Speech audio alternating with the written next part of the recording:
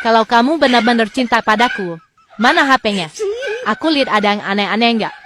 Lihat aja, nggak ada yang aneh kok. Ini siapa? Andi Salon 250. Oh, itu Andi. Dia usaha salon. Potong rambut di sana 250.000. Harusnya 400.000. Cuma dia kasih saya diskon. Ini siapa? Harry Knalpot 100. Oh, ini si Harry. Aku tawar knalpot dia 100.000. Awalnya dia mau jual 500. Wah, ini parah banget ini. Siapa itu Christina 500? Ada Ria juga 300. Ayo jawab, cepat. Apa ya? Siapa ya? Kok ada nama itu? Hah? Pasti mereka mau jual 2 juta kan? Kamu tawar 500. Dan yang satunya kamu tawar 300. Mulai hari ini kita putus. Huh. Ini parah nih.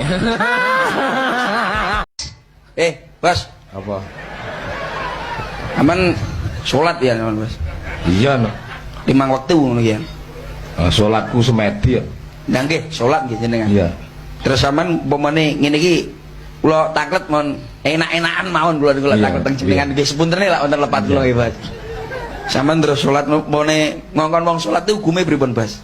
Ngongkon wong sholat kuwi hukume wajib. Lah, sapa sing ngomong tak tapukane lampu iki kok. Goblok percelit. Bener Pak Sun nih, ngongkon wong sholat iki wajib entuk pahala. Wah, iki ya kocok pindho iki.